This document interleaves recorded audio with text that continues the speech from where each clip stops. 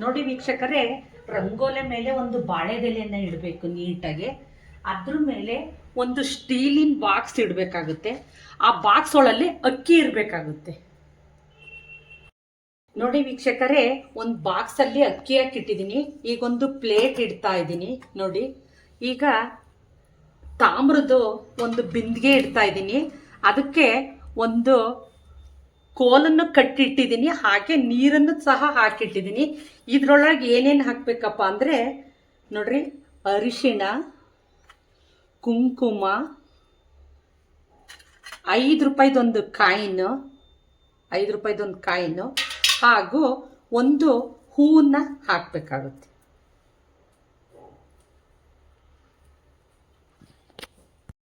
ನೋಡಿ ವೀಕ್ಷಕರೇ, ಈ ರೀತಿ ಸೀರೆ ಉಡಿಸ್ಬೇಕು ಲಕ್ಷ್ಮಿಗೆ.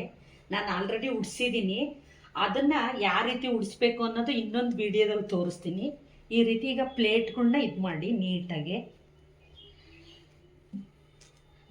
ಈ ರೀತಿ ಉಡಿಸ್ಬೇಕು ಮಾಡಿ.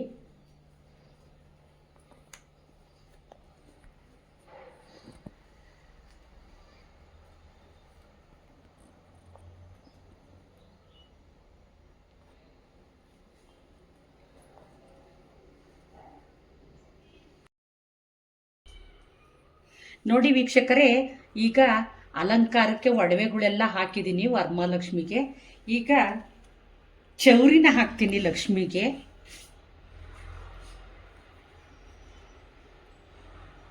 ನೋಡಿ, ಚೌರಿನ ಹಾಕ್ತಾ ಇದ್ದೀನಿ.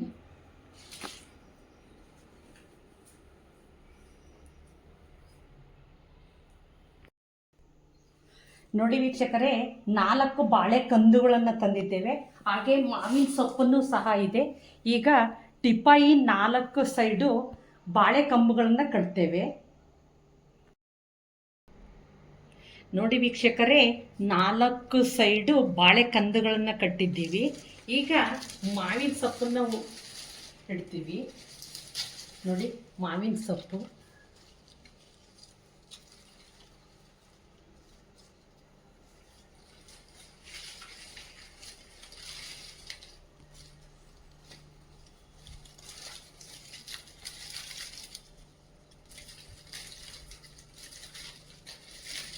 ನಾಲ್ಕು ಭಾಗಕ್ಕೂ ಮಾವಿನ ಸೊಪ್ಪು ಇಡ್ತಾ ಇದ್ದೇವೆ.